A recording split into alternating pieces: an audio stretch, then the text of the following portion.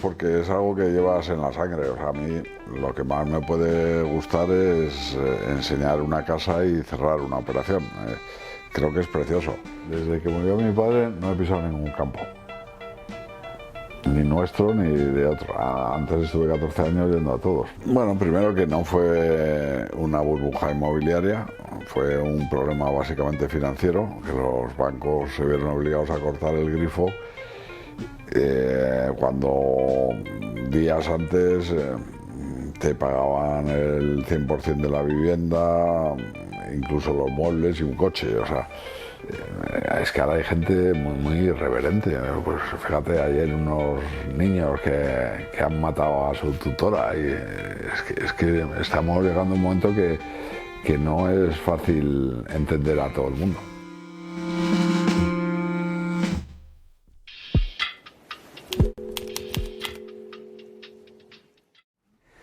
Bueno, va a ser de las primeras veces que presente a alguien en el podcast y diga su nombre y su apellido. Jesús Gil, bienvenido al podcast de Estudio. Y puedo decir que no necesitas mucha presentación, porque aquí siempre vienen CEOs, fundadores, pero lo que les suele pasar es que la gente conoce mucho la marca, pero no saben quién hay detrás. En tu caso sí que hay un legado que mucha gente conoce. Eres probablemente de los más famosos que han venido al podcast y es un honor que te hayas animado porque te lo propusimos.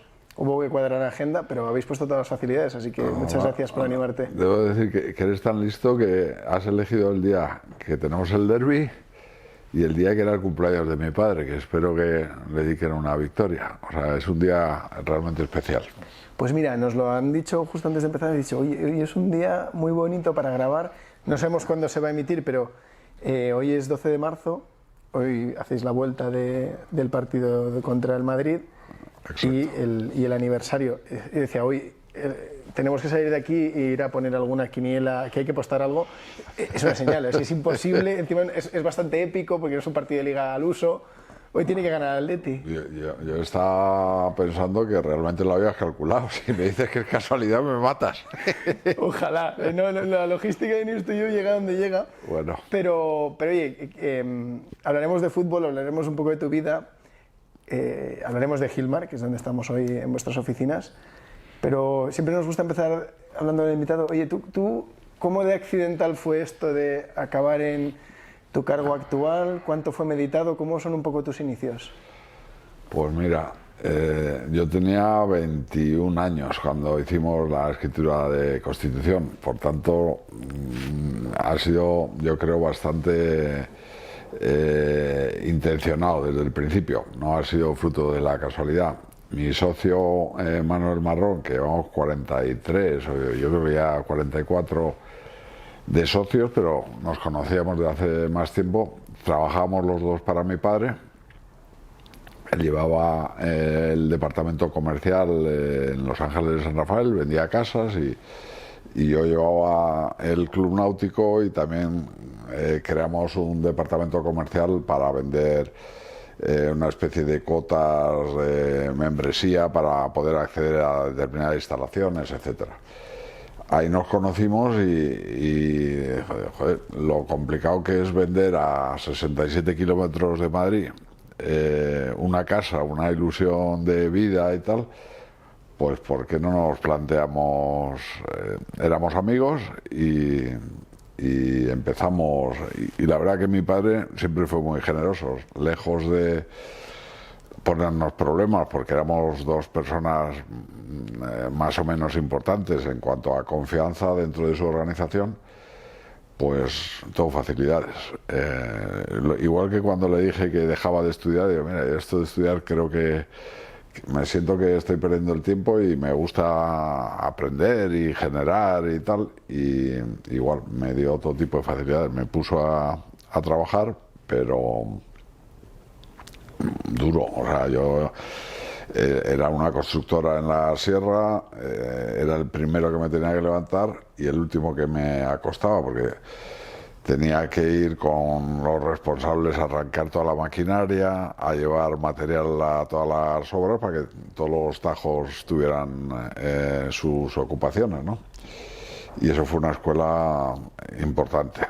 A empezar a relacionarme con las casas. Fíjate que mucha gente vende casas Pues porque teóricamente puede ser rentable, yo no soy objetivo, a mí me ha ido muy bien, y luego hay poca gente que realmente entienda de cómo está construida una casa, por qué un material en lugar de otro, por qué un sistema de climatización en lugar de otro, y yo creo que esa formación al principio me vino muy bien. Creo que es la parte más difícil del negocio. ¿O cuál dirías, si tuvieras que ver desde el que busca suelos hasta el que te da las llaves? O sea, nosotros le damos mucha importancia al capital humano, es quien realmente te ayuda a trasladar un proyecto desde un lugar a otro más alto, más ambicioso, y toda la vida nos hemos dedicado a crear ilusión en la gente, a hacer equipos, a dotarles de la formación necesaria, a dotarles de la tecnología, que es algo que si te vas a tomar un café han aparecido cosas nuevas. Ahora estamos como muy enloquecidos con la inteligencia artificial, pero bueno, en la pandemia nosotros hemos hecho operaciones con visitas virtuales, con firmas electrónicas. Hemos tramitado toda la documentación, por ejemplo, a algún mexicano, a algún venezolano, y estaban en su país y hemos firmado todo.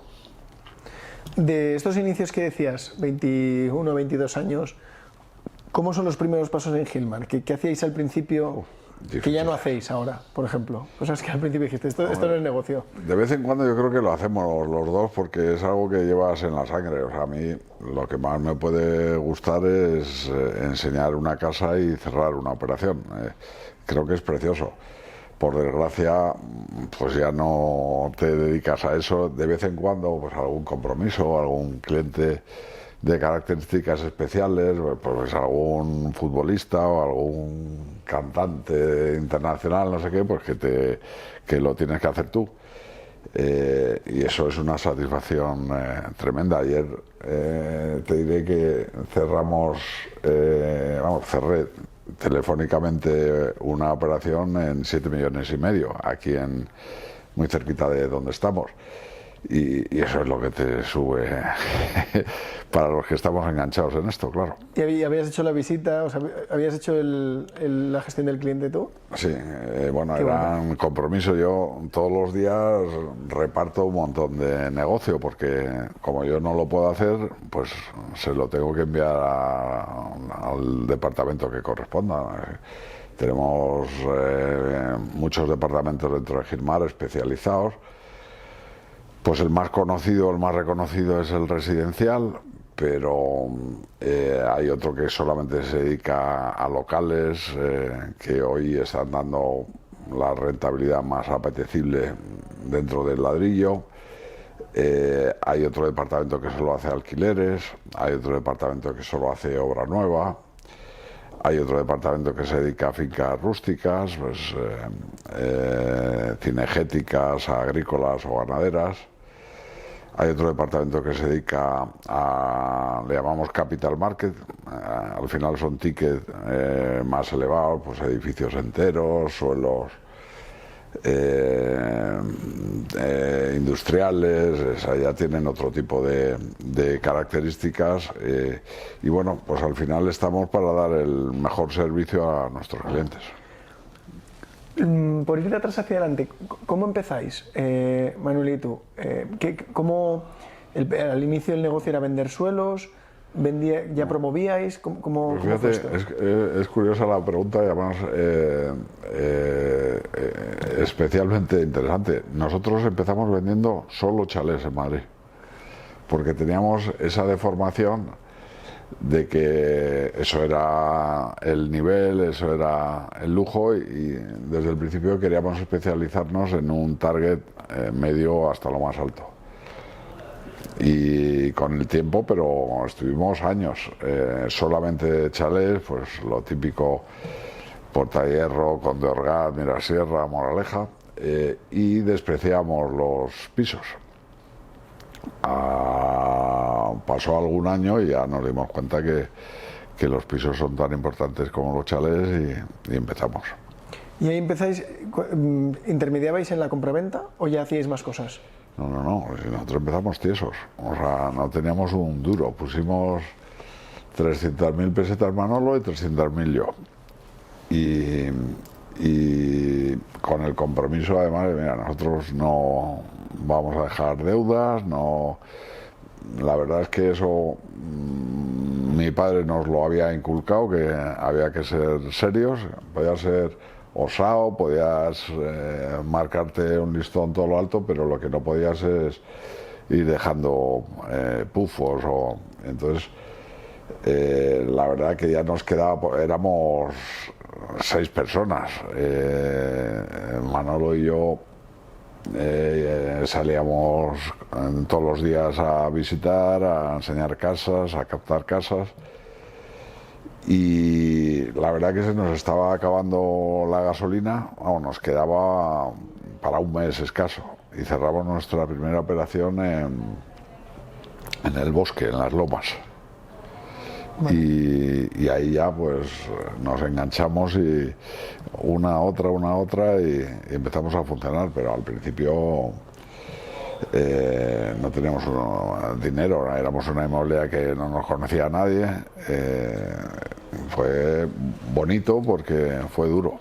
O sea, no hay truco, ¿no? Si alguien nos está escuchando y quiere montar su inmobiliaria ahora, no hay truco, fue horas. No, fíjate, mucha gente me dice, no, se creen que Gilmar era un negocio que había montado mi padre y que nosotros, y que va, es verdad que no nos puso problemas, que eso ya era bastante, pero empezamos Manolo y yo pues siendo unos imberbes. Y luego cuando te propones, empezáis a ver que, oye, esto se os da bien, cada vez vendéis más casas. Cuando te propones hacer crecer la compañía, ¿cómo te enfrentas a la complejidad de la escala, profesionalizar, contratar los perfiles adecuados? ¿Cómo habéis vivido este proceso? Bueno, yo personalmente he estado prácticamente toda mi vida entrevistando a gente mucho mayor que yo. O sea, tú imagínate, con 20 y tantos años, y muchos de los comerciales tenían más de 50. Bueno, pues es un compendio de cosas, además de las personas, pues hay que tener una buena asesoría jurídica, hay que tener una visión de marketing para, pues eso, anunciarte correctamente. Imagínate que cuando empezamos, tú eres muy joven, pero no había móviles, no había, tenemos que llamar con monedas desde las cabinas. Luego ya podías meter los 5 pesetas, 25 pesetas, y ya se fue haciendo más fácil la cosa hasta que aparecieron los móviles. No había ordenadores, todo era papel. Manejamos un montón de papel con los problemas de todo tipo que tiene eso. El perfil de los comerciales era muy distinto, o sea, este sector siempre ha atraído a gente porque hay personas que hacen operaciones muy grandes y por tanto ganan mucho dinero, y es como dices, la lotería, pues, pero la lotería le toca a uno, pero invertimos o invierten muchos en comprar lotería con la idea de que te toque. Pues salvando las distancias, esto no es difícil comenzar, o sea, no es fácil comenzar. Hay que intentar estar a la última en todo lo posible, y para nosotros algo muy importante, como te decía antes, es el capital humano. Necesitamos tener la gente muy bien formada. Como te decía, el perfil al principio pues era gente que venía pues del mundo de los seguros, de los coches, tremendamente agresivos. Pues los negocios se cerraban en los bares o por la noche. No tiene nada que ver. Ahora toda la gente pues tienen másteres, manejan la tecnología que da gusto. Es gente súper educada, súper correcta y con un nivel de excelencia muy bueno. ¿Y qué crees que tiene mejor ahora el sistema? O sea, ¿permite ir más rápido esta profesionalización de la venta? Porque alguno dirá, Pues también es más frío. profesionalizado los que venden y también los que compran. O sea, había una incultura tremenda que permitía a los listillos engañar, estafar, equivocar. Era un sector que no estaba todo lo profesionalizado que yo creo que hoy está. Hoy tú vas a un banco y eres un asesor inmobiliario y te miran de otra manera como hace 40 años, sin duda alguna. Ahora el que se dedica a esto sabe que sus hijos, si hacen las cosas correctamente, van a vivir de esto. Antes hablabas de las diferentes divisiones que tiene Gilmar. En lo que puedas concretar, más o menos, ¿qué representa, si lo tuvieras que dividir como en quesitos, cómo se distribuye la cuenta de resultados de la compañía? Bueno, te hablo de, en general, acumulando de todo, pero no tiene mucho que ver los resultados de la Costa del Sol con los resultados de Canarias, o con los resultados de Cádiz, o con los resultados de Sevilla, o con Madrid. Y Madrid tiene poco que ver, pues, la oficina que gestiona el barrio de Salamanca o Chamberí con lo que puede ser Villalba o Embajadores o Madrid-Río. O sea, yo siempre que puedo digo que es muy complicado generalizar en este sector. No, los precios suben. Bueno, depende de dónde. O los precios han incrementado no sé qué porcentaje. Pero ¿cómo puedes decir esa burrada? O sea, será metiendo todo, con lo que lleva a muchos errores, ¿no? Pero, y por ejemplo, si lo hiciéramos más por verticales, que decías antes, pues los locales ahora están funcionando muy bien, funciona mejor local, funciona mejor vivienda. Ahora mismo Ahora yo creo que estamos en un momento dulce. Es decir, hasta hace un tiempo la compra de un inmueble era más necesidad. Pues una familia que se crea nueva, una familia que se rompe,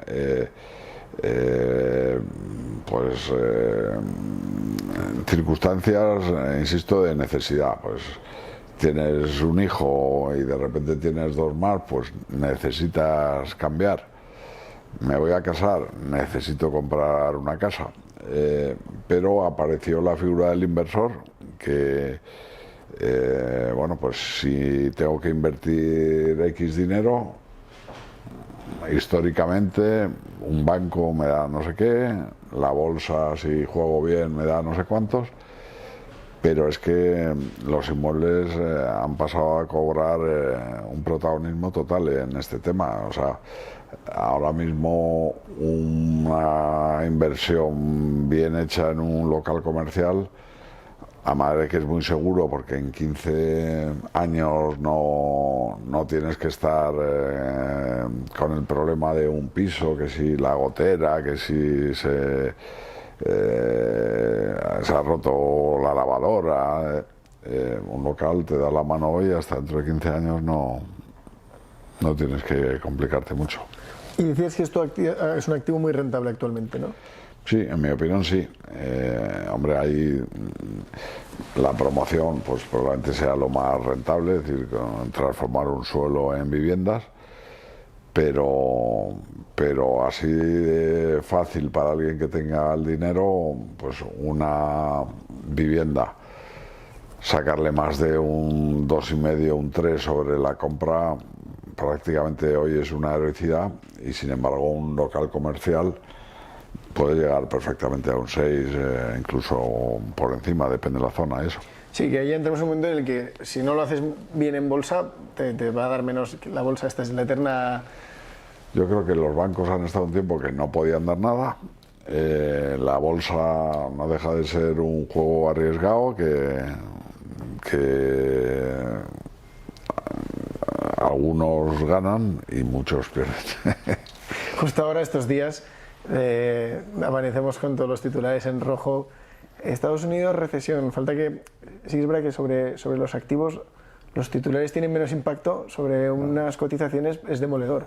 Pero fíjate si es interesante el mercado inmobiliario en España, que incluso los americanos han crecido un montón invirtiendo aquí. Ya no te digo los latinoamericanos, hay barrios que se le llama el pequeño Miami, el pequeño Venezuela. O sea, un latinoamericano se encuentra en Madrid con muchas cosas que no puede tener en su país, me refiero a seguridad, tal, pero luego además con una oferta cultural, gastronómica absolutamente maravillosa. ¿Cuál es tu opinión sobre este tema? Hay gente que lo ve muy positivo porque ha empujado el desarrollo de la ciudad, lo que tú decías, oye, sube el estatus de los restaurantes, la oferta se sofistica, ¿no? Y luego hay gente que dice, también encarece el coste de vida, este es eterno dilema. ¿Tú tienes una opinión sobre esto? Sí, primero cuando alguien habla de el problema de la vivienda, sobre todo para la gente joven, la vivienda social, la primera vivienda, tal, es un problema que no tiene nada que ver con el inversor extranjero que viene a generalmente crear empleo de calidad, gastar en las tiendas, en los restaurantes y tal. Entonces, ¿por qué mezclar esa parte del mercado con que hay déficit de viviendas y que hay, sabes, que perjudicar a quien compra una casa de 5 millones no beneficia para nada al que tiene que comprar su primera vivienda y no tiene dinero? Y aquí lo mezclamos todo, como diciendo, no, si fastidiamos a tal beneficio, si es que no tiene nada que ver, ¿por qué lo mezclas? Claro, esto que hace poco el gobierno anunció, lo de las Golden Visa, este tema, ¿tiene impacto real? Sí, ¿Se queda muy arriba? Joder, fastidiar a quien viene a traernos riqueza. Hay un montón de negocios, sobre todo aquí en el barrio de Salamanca, que viven de colombianos, mexicanos, venezolanos, que gastan muchísimo dinero y es que eso genera empleo. Todos estos contratan un montón de servicios, llenan los espectáculos, o sea, es que eso hay que mimarlo en vez de perjudicarlo. Pues igual que lo de incrementar el 100% de los impuestos, que es una locura, no tiene ningún sentido. Acabaremos echando a la gente porque se irán a Portugal, se irán a otras alternativas, pero bueno, ya el peor enemigo a veces de España son los propios españoles. ¿Esto de los impuestos que decías qué es? Pues un anuncio que ha hecho el gobierno de que para, digamos, penalizar a los extranjeros que vienen a comprar a España, directamente cobrarles el doble de impuestos. Vale, oye, pues interesante. ¿Tú has vivido desde... Gilmar empieza a tener un cierto tamaño al año 6, 10. ¿Cuándo recuerdas un momento en el que ya empezabais a tener una estructura importante? Bueno, nosotros hemos estado mucho tiempo abriendo cada año una oficina aquí en Madrid. Eso era un poco lo que teníamos como meta. De hecho, seguimos así cuando llevamos 40. Lo que pasa es que ya no son todas en Madrid. Y desde más o menos en el 2000 hasta ahora, por hacer un balance, últimos 25 años, cada cierto tiempo la gente habla de burbuja, de se aproxima una crisis. ¿Tú has vivido del desarrollo del sector inmobiliario en España? Ya formabas una parte operabas el negocio, abrías diferentes vías. Hemos pasado, no sé si son 3 o 4 crisis, ya no recuerdo. Me interesa mucho tu opinión de tu termómetro un poco, ¿no? Que esto al final es intuición de lo que has vivido, lo que estás viviendo ahora, ¿qué se parece, qué ha cambiado? Bueno, ha cambiado mucho, como te decía, en el orden de de las personas, de la tecnología, del conocimiento de comprador y vendedor. Han cambiado muchísimas cosas, todas para bien. Es decir, las casas que se hacen son mejores, las reformas que se hacen son mejores. Yo creo que hoy una persona que va a comprar te habla de luz, de orientaciones, ¿cómo se llama? No me sale la palabra ahora, pues para que no pase el frío, el calor, los aislamientos, ha evolucionado la construcción muchísimo. Y desde el punto de vista más técnico de cómo está el mercado en España ahora, hay gente que te dice, no, es que ahora se lo quedan todos los fondos. Y dices, pues esto ya pasaba antes, simplemente que era otra cosa. ¿Cómo? No, hombre, el hecho de que sea un valor seguro, además del inversor personal, está el institucional. Pero eso a mí me parece que es buenísimo, que despertemos el interés de los fondos más importantes del mundo, que están hoy invirtiendo en España, pues norteamericanos, británicos, alemanes, franceses, todos los fondos están aquí pues porque es negocio. Hace poco salía que ya estábamos en los precios, también era una generalización, pero que ya se llegaba a los precios del 2007. Y mucha gente decía, bueno, burbuja, ¿tú qué opinión tienes de este tema? Bueno, primero que no fue una burbuja inmobiliaria, fue un problema básicamente financiero, que los bancos se vieron obligados a cortar el grifo cuando días antes te pagaban el 100% de la vivienda, incluso los muebles y un coche. O sea, pasamos de financiar el 120% a cortar la financiación. Eso fue el problema. Imagínate si eres un promotor y estás haciendo 20, 100 o 1000 viviendas y que te cortan el grifo los bancos, te matan. Sí, de hecho, a ver si hay suerte y contamos la historia de uno de estos promotores, una historia conocida que estamos intentando ver si viene al podcast, de una empresa que funcionaba muy bien, que lo que falló fue la financiación y no fue ni... No, claro. Te lo comes tú, pero no es culpa tuya, ¿no? Es un problema que viene fuera, pero que te mata. Sí, hay gente, además, muy válida, que yo lo sigo teniendo como ejemplo en este sector de gente brillante, y es lo que te digo, si un día los bancos, no, tú eres el más grande, ese edificio, toma el dinero y 10 más y no sé qué, y de repente cuando estás pagando un montón de intereses te dicen cortado, pues te hacen quebrar. Una cosa que comenta mucho últimamente es los promotores dicen que encontrar algo en Madrid ya casi es encontrar el tesoro, ¿no? Que se están teniendo que ir. Bueno, suelo desde luego, o sea, suelo hay que irse a las afueras, es muy difícil encontrar un solar en Madrid. Rehabilitar y tal, sí, o sea, se están reformando muchísimas viviendas y de hecho un modelo de negocio que está muy de moda es comprar, reformar para luego vender. Con la parte del suelo, la gente dice, no, y ahora ya voy a Málaga, pero ya Málaga se está quedando escaso, ahora me voy al norte y tal. ¿Esto anticipa si puede ser un problema? No, yo creo que, hombre, estamos en un momento que hay mucha más demanda que oferta. O sea, ahora tenemos problemas para conseguir producto. Y si se hacen las cosas, aquí lo importante es fijar de acuerdo con la propiedad el precio correcto, ni muy alto ni muy bajo, el justo, y eso te permite hacer las operaciones rápido. Jesús, por ir hablando un poco más de tu parte personal, aficiones e intereses, ¿tú cómo aprendes?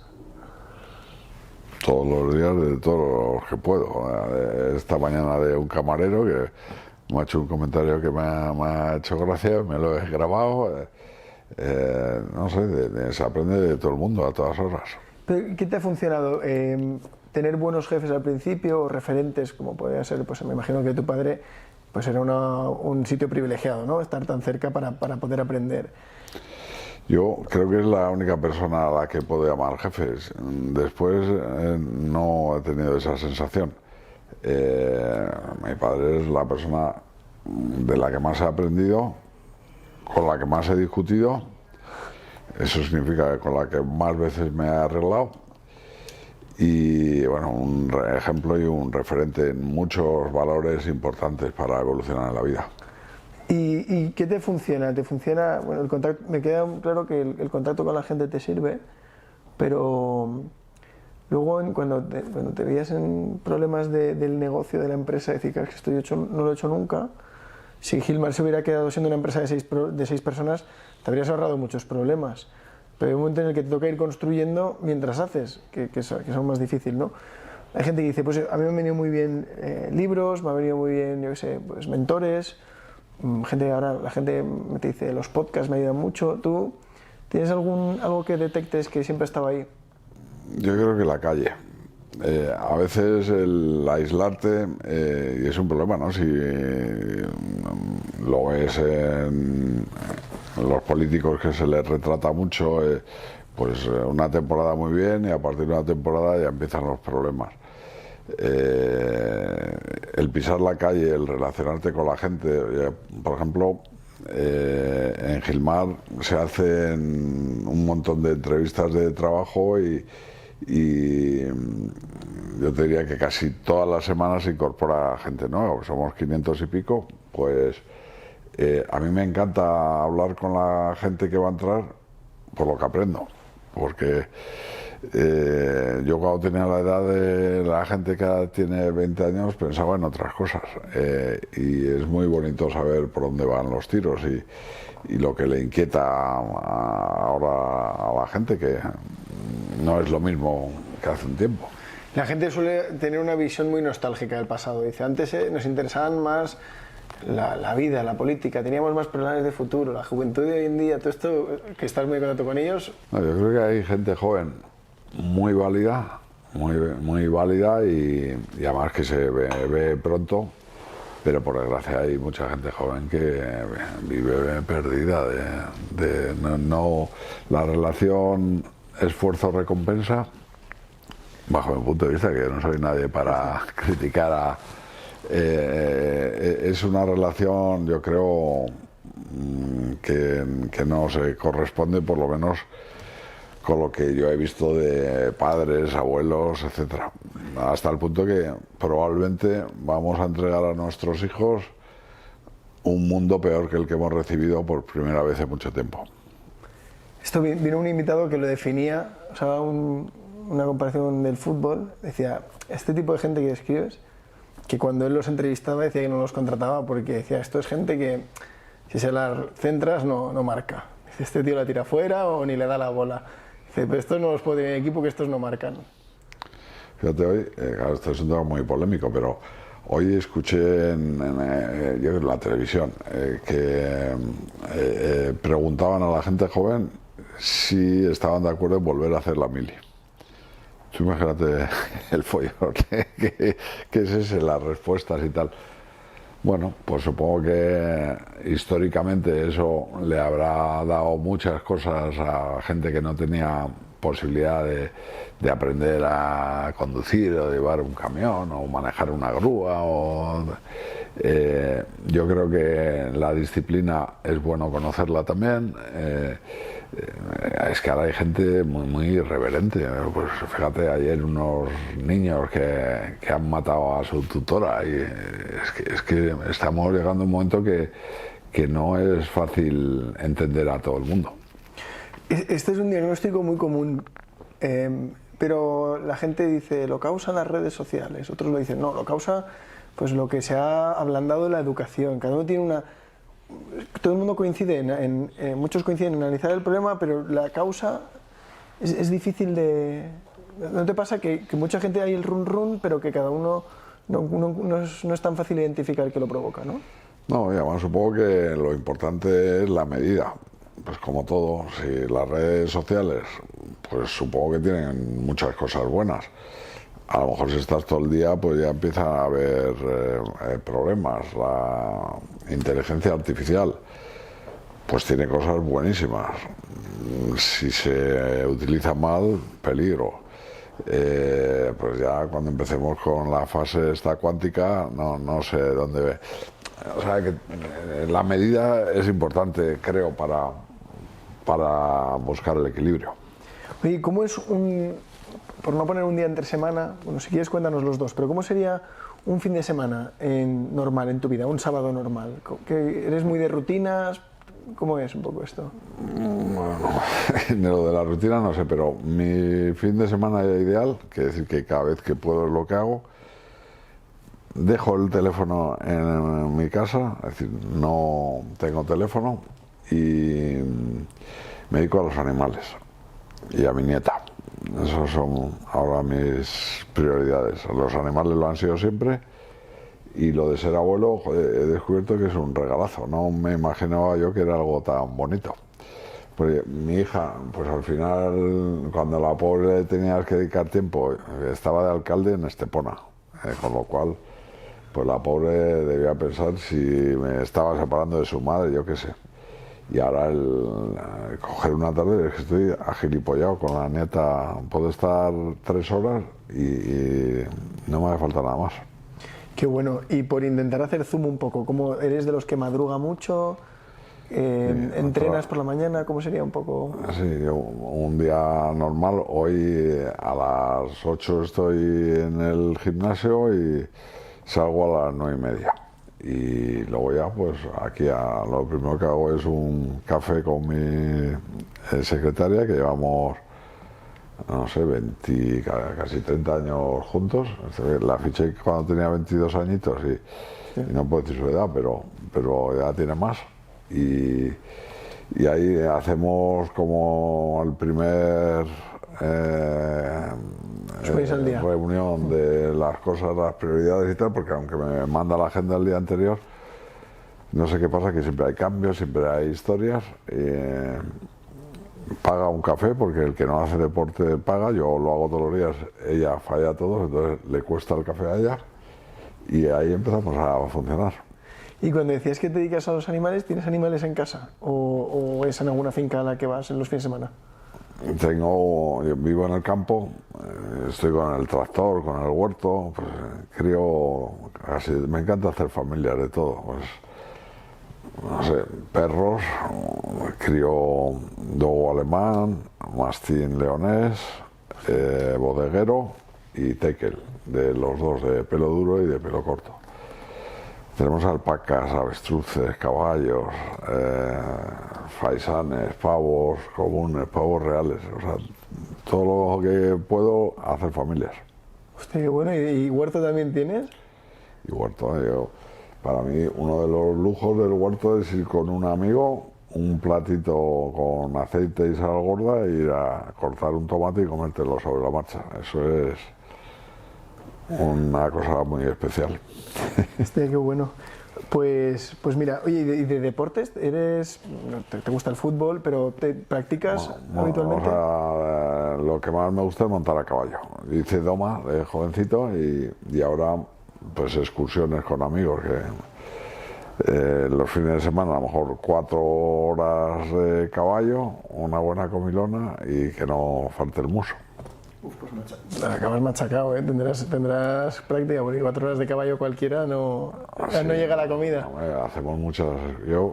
Una cosa bonita que no es por presumir ni nada, porque me parece interesante. Hemos cruzado 7 veces la cordillera de Argentina a Chile, a caballo. Y eso es una experiencia brutal, dormir con los gauchos en las tiendas de campaña, ellos le dicen carpas, en plena naturaleza, me parece brutal. ¿Cuánto tiempo tardas en hacer esto? Bueno, entre 5 a 7 noches, depende del recorrido. Sí, güey, ¿lo recomiendas? Sí. Es limpiante por dentro y por fuera. ¿Cómo descubriste esto? Pues tenía un buen amigo, fíjate que a su vez era conocido de Menem, el presidente argentino que hubo hace mucho tiempo. acabamos vendiéndole una casa a una hija de Menem y este era un tío muy simpático, que su afición, como muchos argentinos, es los asaos, los caballos, el polo, tal. Y nosotros hacíamos excursiones muy humildes aquí, pues Grazalema, la Sierra de Madrid, Picos de Europa, irnos 4 días, un puente, tal, el Camino de Santiago, ese tipo de cosas. Y cuando nos propuso no, pues yo os hago una... no me acuerdo ahora cómo le dicen, montar a caballo, una excursión, ellos le ponen un nombre que ahora no recuerdo. Pues joder, nos puso un proyecto precioso y me cogí a otro amigo, que además estábamos los dos pasando por problemas, no teníamos buen momento, joder, y fue un cambio en todos los sentidos precioso. Qué bueno, mira, yo hace poco subí el Mulhacén con unos amigos y nos decía el guía, cuando haces noche, que lo faseas, ¿no? Que lo haces bien y te quedas aquí, dice, luego cuando llegas a tu casa, una silla te parece una obra de ingeniería. Totalmente. Y dije, o sea, yo todavía no lo he hecho, dice, el próximo ruta que hagamos tenéis que hacer noche al aire libre, al raso, un poco autosuficiencia, porque vais a ver que el punto de conexión no tiene nada que ver con salir a pasear y volver a casa. Hombre, y sobre todo en estos sitios que ves cordilleras, montañas, y tienes claro que no hay humanos por ahí, que no hay pueblos, los mapuches, que de vez en cuando, pero nada, es maravilloso. Qué bueno, pues Jesús, para terminar te voy a hacer el cuestionario que hacemos a nuestros invitados. Son unas preguntas rápidas. Una de ellas es un libro que te haya gustado, que recomiendes. Pues te digo la verdad, me cuesta un montón leer. Prefiero irme a ver pájaros o plantas que ponerme a leer. Leo libros de autoayuda, pues alguno porque es amigo que me lo dedica. Últimamente de algún empresario me ha tocado leérmelo porque me examinaba luego, le tenía que decir que me lo había leído, pero la verdad es que no leo mucho.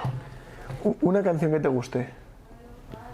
Me encanta el flamenco, pues de Rocío Jurado, una bulería preciosa que no daría yo. Eso, a mí el flamenco me entusiasma. ¿Un restaurante? Un Zalacaín, por supuesto. Qué bueno, ¿no? Preparando la entrevista he visto que teníais una participación en Zalacaín, no lo sabía. Esto Sí, como... Zalacaín es nuestro. ¿Cómo se os cruza por el camino esto? Porque mi socio es muy aficionado a la hostelería. Hace mucho tiempo empezó con un restaurante que se llamaba Don Pelayo. Su familia también era del mundo de la hostelería, de las cafeterías Riesgo en su día. Y bueno, pues empezamos con los surrechus.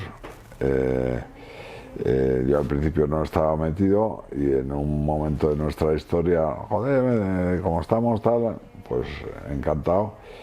Y luego lo de Zalacaín eran 2 unidades de negocio, un tema de catering muy potente en Pozuelo, en la finca, que eso era el verdadero negocio.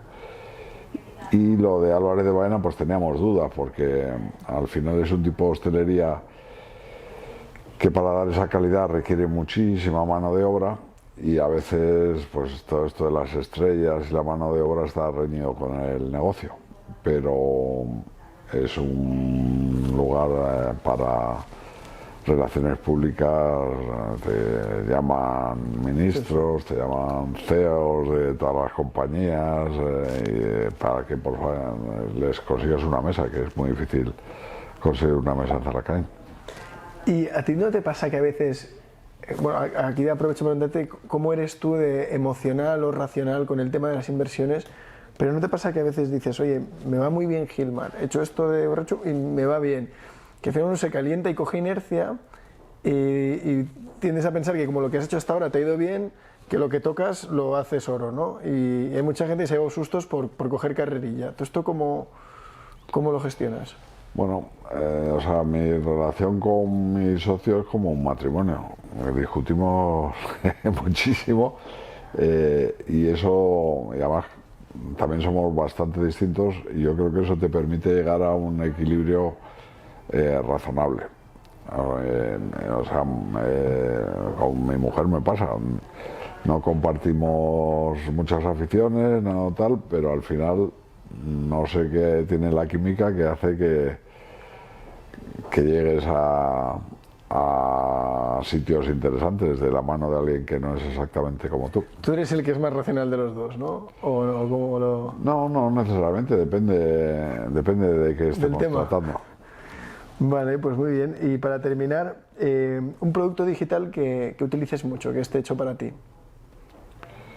Bueno, ahora el chat GPT, ¿no? ¿Lo utilizas? Sí, sí, yo vacilo todo lo que puedo con él.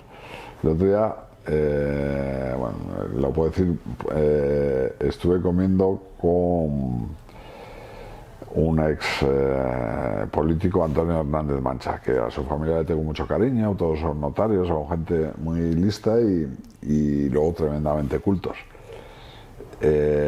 Pues le hice una loa de su trayectoria tal, claro, con el chat GPT en 2 minutos, además tomándole el premio, mira lo que te he escrito en 2 minutos. Claro, el tío se quedó loco, y dice, pero tú, ¿por qué sabías esto y por qué sabías lo otro? Y lo primero que hice fue una carta de amor a mi mujer, igual, sales a hombros, es genial eso. Y ahora que antes solo escribía, ahora he aprendido a hablar con él y flipas, peligrosísimo. Sí, sí. Oye, ya hemos terminado. Me han dicho que no irás al campo. En el campo no te ven a ti. Desde que murió mi padre no he pisado ningún campo.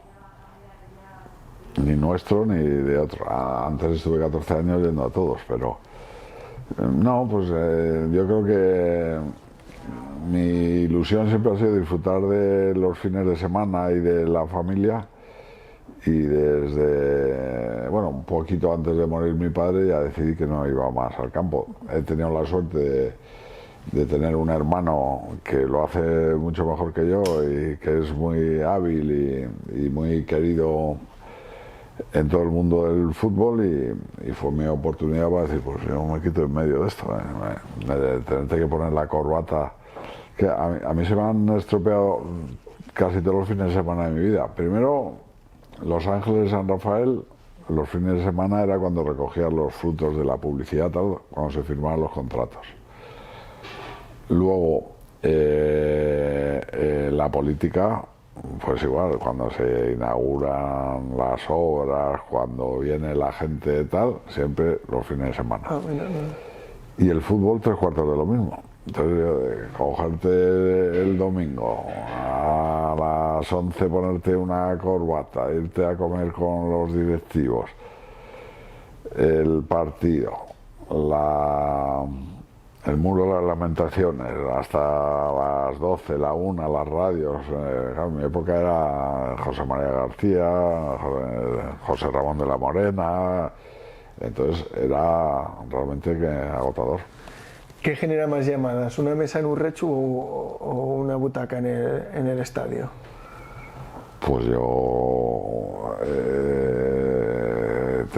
tengo claro que el fútbol mueve muchas pasiones y hay gente que no te llama, claro, y todos te llaman cuando se quieren pedir una entrada el día de tarde. ¿Has recibido alguna llamada? Sí, pues me llevo recibiendo pues desde el partido de ida todos los días, varias. Pero a mi hermano no le puedo freír más, con lo cual los que me quieren saben que precisamente esos partidos no me deben pedir. Qué bueno. Oye, pues ha sido un placer, Jesús, ha sido muy chulo contar la historia de Gilmar, teníamos ganas y nos dijisteis que sí, habéis cumplido, o sea que ahora, hombres de palabra. Esta señora es la jefa. Bueno, pues muchas gracias por todo. Muchísimas gracias a ti, Javier.